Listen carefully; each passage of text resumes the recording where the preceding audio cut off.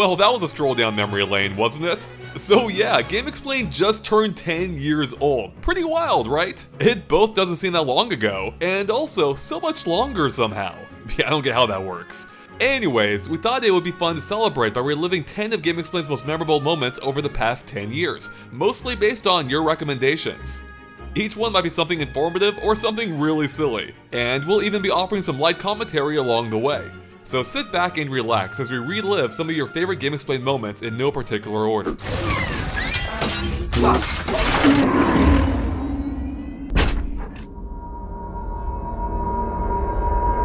Open your eyes. Open your eyes. Andre, don't you have an analysis to do?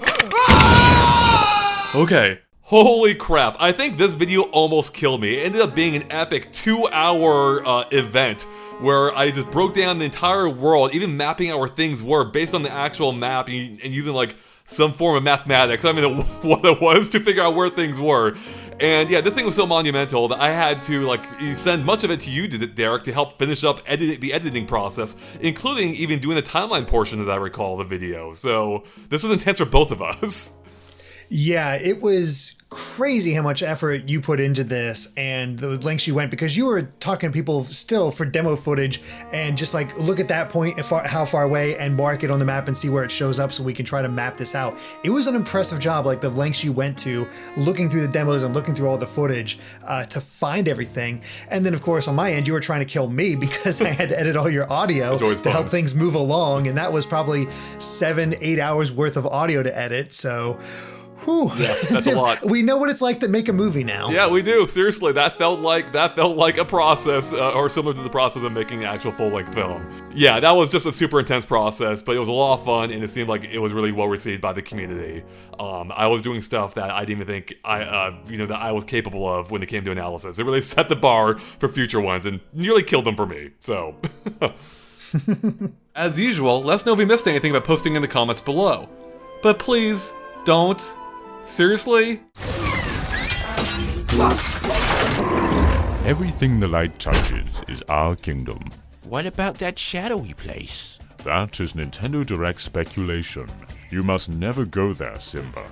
I don't know how many Direct announcement videos we've done over the years, and basically we get two things. You get the Direct date and the time. And there's only so much you can do with that. So one day I thought to myself, like, let's make it a bit more exciting. And we had rumors of a Direct coming up, I had some time on my hands, and I thought to myself, well, the Lion King movie's coming up, the live-action remake, so why don't I just make this stupid little thing? I basically just did this ridiculous sort of improv Lion King skit, and I didn't tell anyone on the GX crew about this, and I remember it going live, and it was there for a while, until someone else watched it. And Derrick, what was your first reaction when you saw this? I turned this on, I'm like, what the hell, John? This just blew me away. What was going through his head? I couldn't really process it all. I was laughing my butt off, though. Of course, yeah, there's always rumors about Directs going around. There's always something on my hard drive ready to go in case a Direct goes, so... yeah, sort of set the stage. I've sort of one-up this from now on. Maybe the next Direct announcement has to be a bit more higher stakes. I don't know. All I know is whatever's going to come next has got to be ridiculous. And here's my little secret. There will be video games in this Nintendo Direct. Leaker! I don't know how to end this.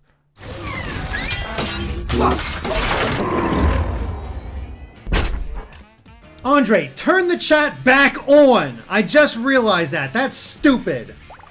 Alright, so there I was, streaming as I tend to do. I had been going through all the Paper Mario games. People have been really enjoying it, and I had finally reached Sticker Star.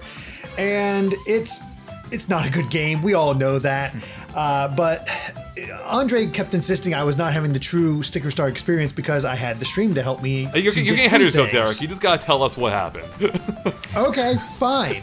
I'm at the final boss. I'm taking on Bowser, and all of a sudden I'm like, okay, we got this. We can finally finish this stupid game. I don't have to play it anymore. Great. And I'm playing along, and all of a sudden Andre, of course, is in the chat, and he decides it was a good idea to turn off the stream. The chat. Well, the chat of the stream, I should say. But yeah, he decides to turn it off, and I lose my mind because I'm just like looking at the strats, trying to figure out what to do. All of a sudden, the chat is gone from me. I'm like, what just happened? And then I realized what had happened, and immediately got angry. Like, Andre, the chat's not gonna like this. This is awful.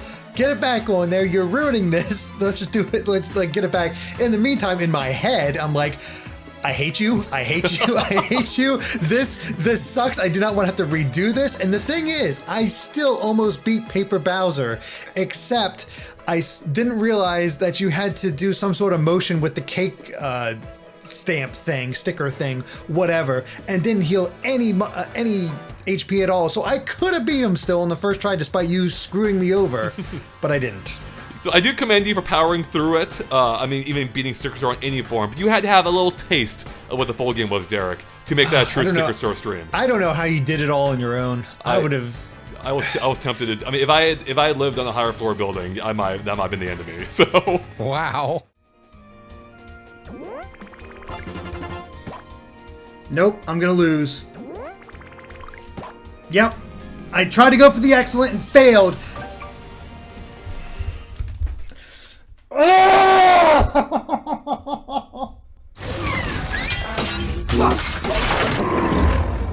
And though our glimpse of the game was brief, there's a lot of information hiding in there, which is why we're sending it through a rigorous analysis process. But to do so, we've enlisted the help of our resident Pokemon master, Derrick Bittner, who uncovered many of these details. So let's get started.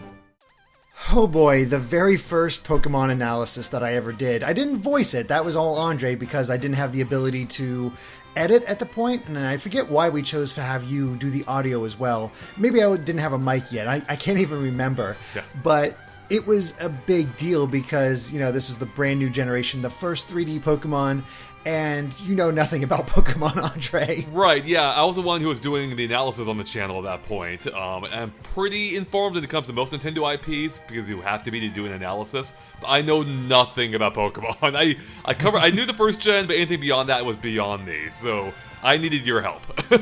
Yeah. And so I took a look at the trailer. It was the big reveal. We got our first look at all the new starters, the legendaries, the hint about all that stuff. And it's funny watching it back now because there's a few things I got wrong. The fact that I even thought there was going to be a Pokemon Z is hilariously wrong right now. I mean, to be fair, there should have been. There really should have been.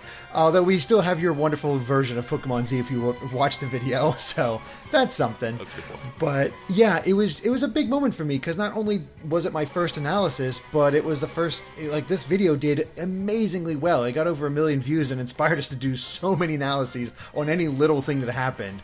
I did those old fan analyses as well for X and Y, where people was like, you missed this, all right, let's check this out too, and it just snowballed from there. Yeah, it totally did, and I'm so glad we had you there for that, because we became well known for our analysis, but if we couldn't cover Pokemon, that's a big deal, and our analyses are known to be super in-depth, and I'm glad that you were able to pick that up and continue with it just for Pokemon, where I couldn't. And then, of course, we eventually transitioned you into doing the full analysis yourself. Scripting, analysis, or voicing, editing, and everything. But yeah, at that point, it was very much a team effort. Yeah, exactly. Because I had to send you notes and be like, okay, this is what you're doing, and had to give you pronunciations and just help you out as much as I could. Good times. Which was an interesting process. Yep. Yeah, I'm glad that eventually we reached a point of, I guess you could say, a Pokestop for me. Oh, God.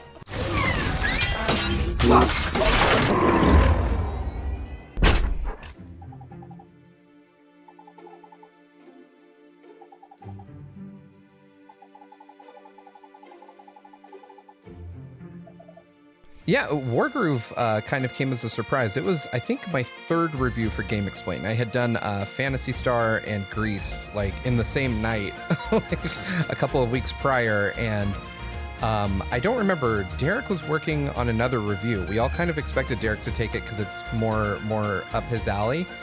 And being the new guy, I was like, how am I going to make this stand out when everyone's going to expect it to come from someone who plays a lot more of these types of games. I literally just decided to do this self-deprecating skit about how bad I was going to be at this review and how none of you had faith in me to do it, which was not true, by the way. Like, everyone was super, super helpful and really encouraging me, but I just wanted to make it seem like it was way worse than it was. There was like a super limited number of characters I could use, so I was just picking out like random ones, and John was nonstop tweeting about otters at this point.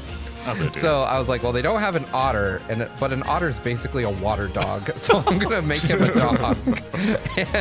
and so I was just sitting there writing out this script, and I was just kind of sitting in my living room having a beer thinking, what is the stupidest thing I could make everyone say? And I decided just on this sketch that John would be a dog and that he would say the most complex things out of all of us, but no one would understand him. And this was like a year ago, and I'm still getting called a dog to this day. This was a year ago, in a 1-minute skit for a review, and every week someone's saying, John, are you still a dog? It's like, I'm always a dog. I'm like, you eternally made me a dog, Steve.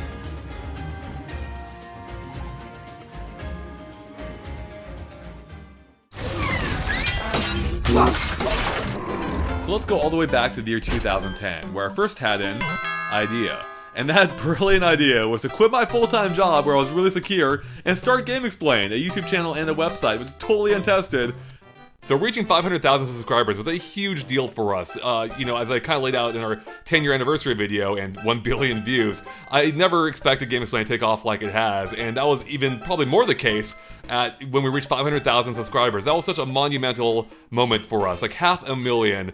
That was huge, and I wasn't quite sure how to celebrate it. And apparently, Tom remembers more of this process than I do, because you were there witnessing apparently my breakdown during PAX, because this happened during PAX, which is the worst possible timing to reach a major milestone during a big gaming show. So Tom, can you describe what was happening to your memory?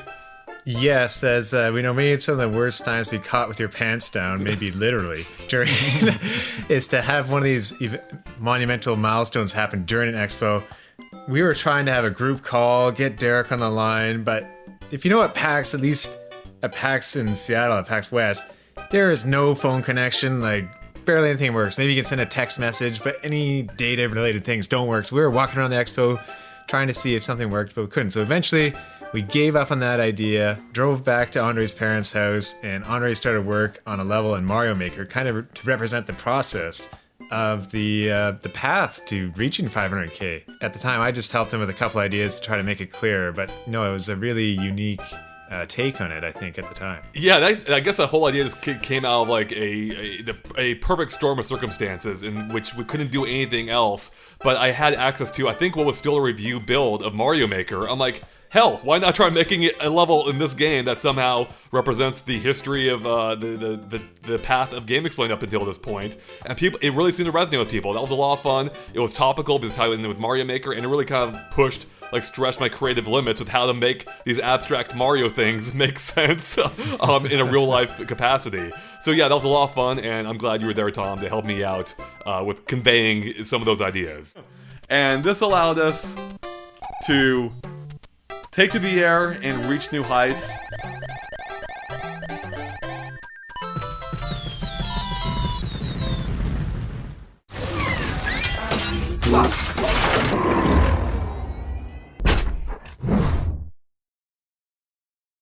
Show me your moves. I don't even fully remember how this got started, but Captain Falcon has basically become our mascot now. But I think it started because, we got some complaints early on from data leaks or rumors of featuring characters in the thumbnail, because people didn't want to be spoiled at any level, even though the rumors didn't end up being true. So I think it just came to me all right, well, let's just use a silhouette of something. Hey, why not Captain Falcon? He's in Smash. Let's just throw him on there. No one can complain about Captain Falcon. He's already a character in the game. And somehow it just evolved from there, with him becoming, starting off as the poster boy for any rumors or data leaks. But then it got to a point where we just hide him constantly. I think Tom, you're the one who really drove this, where you just hide him wherever you can now in thumbnails. Yeah, I think it was you using him as a spoiler because A, he's out, and B, there's no way there's gonna be an F-Zero game, so it doesn't matter.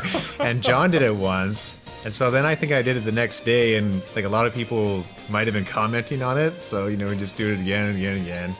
And then I think people say, this is enough, Tom. And well, then I just keep doing it. And there's one person recently for an Animal Crossing one. They're like, GameXplain, please. And I'm like, oh, you want more? And the hiding part, just fun, like sneak him in there. Something, I always love too many details. So for like the enthusiast fans out there, they can look at a thumbnail and try to find him. He's even in the 10-year anniversary plus $1 billion one if you look hard enough. Dear God, I don't even know about that one. That's how well hidden they are. I don't even know about these anymore. He'll sneak into videos where he's not even relevant on any level. He's in the Animal Crossing thumbnail review for some reason. I don't know why, but he's there. It's got to the point too where our April Fool's video was about Captain Falcon, with Captain Falcon's space adventure. So this guy has really become a huge part of the channel, and honestly, he's basically the... How many GameXplain members are there? He's basically the 7th GameXplain member. So one thing I want to mention is that Captain Falcon has become so ingrained in the channel that when I joined, it was close to Smash, and we were having a discussion about the Fighter's Pass. And I think the specific recording we were talking about was Hero being implied. Like, we did a rumor video on Hero. And I was like, oh, let's just grab a Dragon Quest guy and make a silhouette and use that for the thumbnail. And literally everyone was like, no, Steve, we use Captain Falcon for that. And I was like, what? like so matter-of-factly, I was like, that's just a thing we do? Okay. I mean... You didn't read the GameXplain guidelines rulebook? Come on, man. Yeah, I must have missed the chapter on when and where to use Captain Falcon, which apparently is just one big 72 point everywhere. It's the most important part of our style guide, so... and fun fact, Handre has a giant box or like garbage bin of Amiibo, and we could not find Captain Falcon in there. So maybe that's why we have to hide him in every thumbnail instead. He lives up to the dream, to the hype, the legend. The Captain Falcon, he's a legend. What can I say? Yes!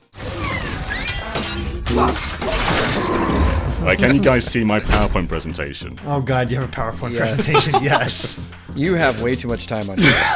Alright, let's dive into this. So, the Game Awards, John's predictions. Oh God. Oh, So comics. first, before we dive into my predictions, let's go over the history of the Game Awards. So reaching the end of the 2010s was a huge deal, and I think I forget where the idea came from originally, but we had the idea to do some kind of wrap up for the decade in which we discussed and debated the best games of the decade, and we were still trying to figure out exactly what format to use until John kind of accidentally stumbled across the perfect format because you had put together a PowerPoint for which video was it again, John?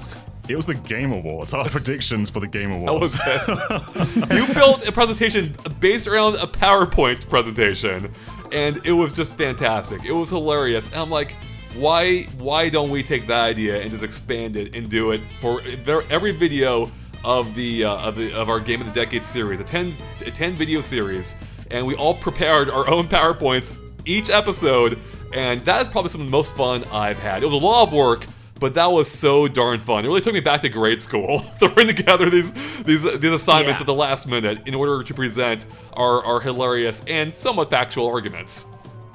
I mean, I graduated university like a couple of years ago, and I never, not once, had to do this many presentations in like 10 days. It's insane. Every single day we did a different presentation. We presented it like minutes after finishing them sometimes. And some of you guys did some really good presentations in that time. Other times, yeah, most of the time they were fantastic.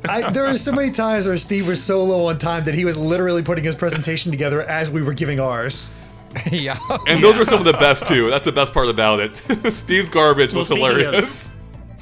Yeah, no, Steve, your presentations were hilarious because you had the Sonic Generations one, which you basically took as just an excuse to just dunk on everything else that isn't Sonic Generations, everything else Sonic, which was an unexpected turn, but it made for a lot of laughs, and I think. And I think that's just kind of what it all comes down to. Those presentations, as bad as the crunch was, and as some GameXplain fans know, I have a full-time job outside of GX, so I was really burning the midnight oil, but it was worth it. Because it actually got us back to that kind of discussion-esque format that I think a lot of us miss in terms of having stuff to do in a pattern day after day and discuss as a group and play off of each other. And this allowed us to do that, and I think the best way possible. And, obviously every time you guys disagree with me, you were wrong, but that's okay. You guys got to be wrong sometimes. I wish I had a PowerPoint prepared right now, dude. Just to show in this video. No, but honestly, though, and I said it at the time, those PowerPoint presentations, as tough as they were to churn out every day, that was the most fun I've had doing GX content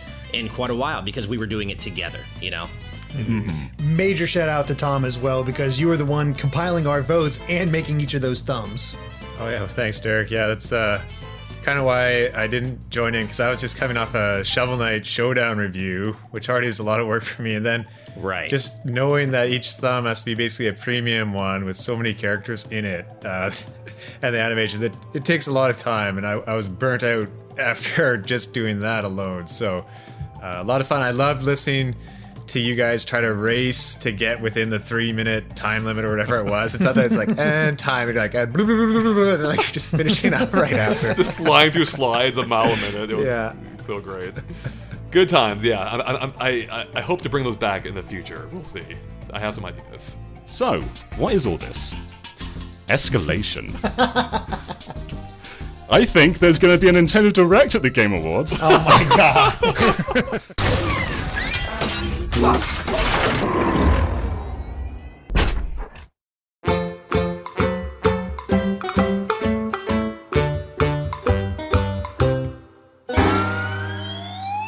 As female Link, who was originally planned for Hyrule Warriors holding the same weapon. Yeah, it might be a long shot. Get it? Such as how everyone now shares a single health bar, which means your team is only as strong as the weakest Link. Come on, I had to say it.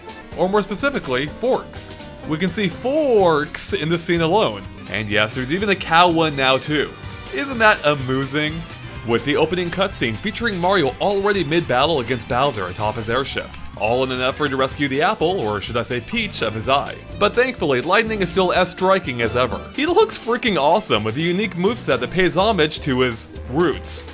And right off the bat, let's head back to On It, in the same castle vein. Never mind. Game of the Decade 2013. An argument that clicks. Get it? And I think it would make Captain Toad a truly unique and fun guy. Pokemon can be found in every corner of the Earth. Some run across the plains, others fly through the skies. Actually, when you think the ones in the plains would be the ones flying? What's up, everyone? Handre here, Handre here, Handre here, Handre here, Master Handre and Crazy Handre here, Handre and Crazy Handre here. Some people call me Pundre, but I'd say I'm more like Fundre.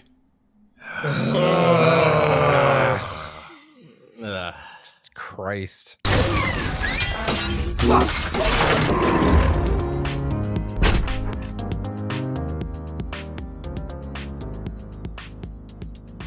Hey guys, welcome to another GameXplain discussion. I'm your host, Andre Seegers, and this time we're joined by Derrick Binder and special guest Ash Paulson, who's an editor at Udon Entertainment, in order to discuss all the latest news for Smash Bros. Wii U and 3DS from this past week. So let's get right into it. Oh, the Smash 4 discussions, this takes me back. I think this is kind of what put us on the map for quite a few people.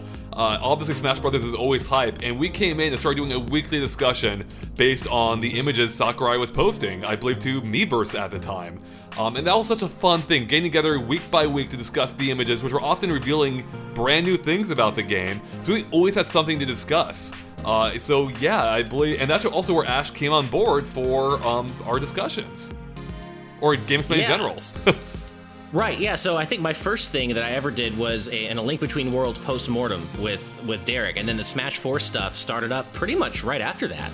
Like a few months after that, maybe? Yeah. It's not too long, because Link Between Worlds was November, and then by December, I think that's when we started actually looking, because these pictures have been going on for a while, but Andre finally finished his Smash Ultimate analysis, and now we were like, all right, we're caught up. What do we want to do with these? Well, why don't we just discuss all the images, and I guess we'll analyze if we have to go any further, because there really wasn't a lot in each individual picture to do an analysis, but we could talk about it, and it just kind of took off. Right, and then occasionally would get, the big updates like a new character, or, like a new returning character, like a veteran, like King Dedede or something. That would be the cornerstone of that discussion. Then sometimes we'll get a new stage, and it was made further interesting by the fact that when we found out that Smash 3DS and Wii U would have separate stages, at least some separate new stages, and that further made things interesting in terms of what we were discussing, because now we had two completely different games of content to kind of discuss every week. And it was, I look back on those discussions very fondly, those and the Ultimate discussions, but God, that was a great time, and I miss it. I wish we still had weekly things to discuss like that. I know. It was such a fun thing to do, and I wish more games kind of had enough content to embrace such a model. But yeah, even I would say I enjoyed doing the Ultimate discussions as well. But there was something special about the Wii U and 3DS era, where they were often making revelation or revealing things in these in these images, which Ultimate didn't do nearly as often. So we had fresh stuff to discuss almost every week. Whereas that wasn't quite the case with Ultimate. It was still fun to discuss Smash in any capacity, week by week. So I still remember certain weeks where I had to stay up till like 5, 6 a.m. Until they actually posted that final picture, right? And then have to edit together and have it ready for the next day because we were just on such a tight schedule to get those up ASAP every Saturday. Yeah, we never knew when those images would hit. There was no schedule for them, no set schedule at least. So yeah, good times. You and I, Andre, would always fall for it where, Sakurai, he would not post the update at the usual late afternoon, early evening time. So, one time I remember it was going to like 2 in the morning for us, which meant like 5 in the morning for Derrick. And whenever this would happen, you and I both, Andre, would be like, man, maybe something big's coming. And every time it was like nothing. It was just another random picture that didn't reveal anything or reveal something very small. Mm-hmm. But every time we fell for thinking, oh man, it's super late, what are they planning? And it was always nothing. Exactly. Sakurai does not play by the rules. We should know that by now. Yes. If there's one thing I think we all have learned from all those weekly discussions, it is that there is no pattern with Sakurai, that there's no predicting what he's going to say or do or reveal ever. All right, well, I think that wraps up for this week's Smash Brothers discussion. So thanks, guys, for watching. If you liked our discussion, make sure to like and follow us on Facebook and Twitter at GameXplain. You can find links to them in the description below. It's a good way to keep up to date with everything we post. And of course, keep an eye on GameXplain.com for more on Smash Brothers, Wii U, and 3DS and other things gaming as well. And make sure to check out, everything Ash Paulson does over at Udon Entertainment. He does a lot of good stuff over there when he's not, making videos for us. All right, thanks, guys. Bye. Bye.